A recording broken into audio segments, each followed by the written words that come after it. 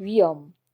위염은 위 점막에 염증이 생긴 상태를 나타내는 용어로 그 자체가 질환을 의미하지는 않습니다. 따라서 증상이 없다면 치료를 받지 않아도 됩니다. 위염의 원인.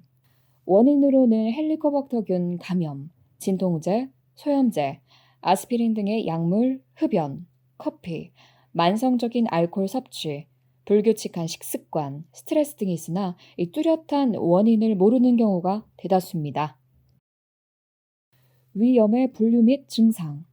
위염은 이 시간적 개념에 따라 급성과 만성으로 나뉠 수 있습니다. 급성 위염은 명치 부위의 갑작스러운 통증과 구역, 구토 등이 발생합니다. 만성 위염은 6개월 이상 염증이 계속될 때를 말하며 증상이 없는 경우부터 식후 명치 부위의 그득함을 느끼거나 이 소화불량, 복부 팽만감, 구역감, 속쓰림 등으로 다양하게 나타날 수 있습니다. 위염은 내시경 소견에 따라 발적성 위염, 미란성 위염, 출혈성 위염, 담즙 역류성 위염, 만성 표재성 위염, 위축성 위염, 화생성 위염, 비후성 위염 등으로 분류되기도 합니다. 위염의 치료. 일반적으로는 증상에 따른 경험적 약제를 투여합니다. 하지만 만성 위염은 원인이 확실히 알려져 있지 않아 이 실제적인 원인 요법 없이 대증요법이 시행되고 있습니다.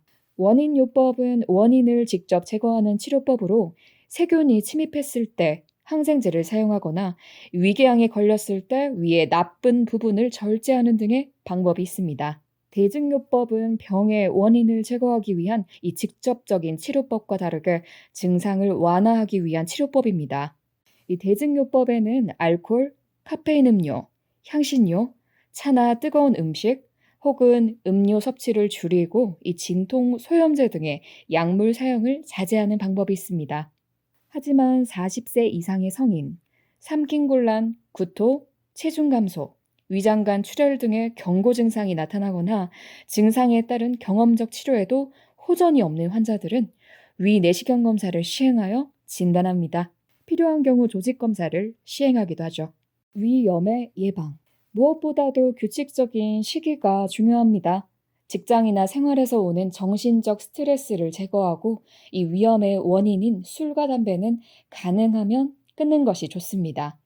만성 위염은 병의 경과가 길기 때문에 이 식이요법과 생활습관 조절을 장기간 지속하셔야 합니다. 잠깐, 많이 궁금해하시는 질문. 만성 위염에는 어떤 음식이 좋을까요? 이 만성 위염 자체를 호전시키는 음식은 알려져 있지 않습니다. 만성 위염은 완치가 가능할까요? 일반적으로 완전히 호전되지는 않습니다. 이 만성 위염은 전 국민의 대다수에서 존재하며 이 증상이 없다면 치료를 받지 않으셔도 됩니다. 만성 위염이 오래되면 위암이 될까요? 만성 위염 자체가 위암으로 발전하지는 않지만 이 위축성 위염과 장상폐화생이 있는 경우에는 위암 발생 위험이 증가하므로 이 정기적인 위내시경 검사가 필요합니다.